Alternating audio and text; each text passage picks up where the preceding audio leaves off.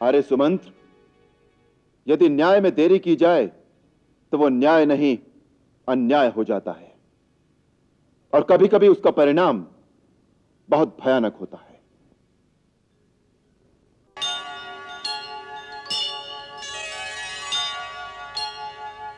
यदि ये सोचकर मनुष्य इस संसार में रहे कि वहां उसकी आवश्यकता है, तो वो युग युगांतर तक भी मरना नहीं चाहेगा, क्योंकि उसके पुत्र को उसकी आवश्यकता है।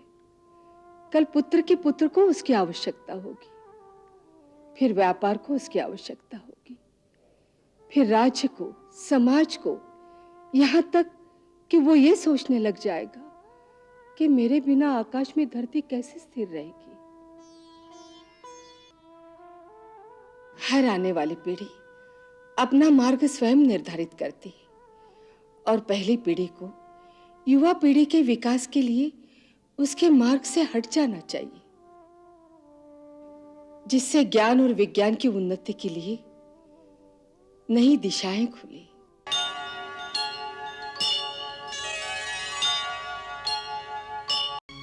रानी, धन्य मालिनी, धीरज से काम लो।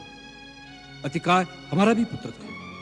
आप यदि ऐसा समझते तो उसे अपनी काम वासना की वेदी पर बलि न चढ़ा देते। मालिनी! हाँ महाराज, अपनी वासना के बद में शायद आपको इतना भी भान नहीं रहा कि एक एक करके आपने अपने समस्त पुत्रों की आहुति दे दी।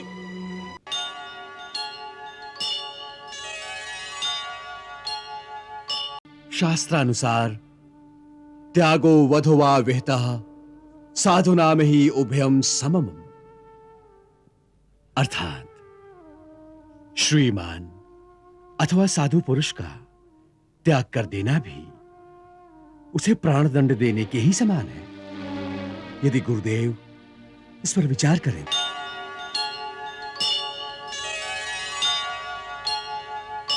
अरे सुमंत्र, यदि न्याय में देरी की जाए तो वो न्याय नहीं अन्याय हो जाता है, और कभी कभी उसका परिणाम बहुत भयानक होता है।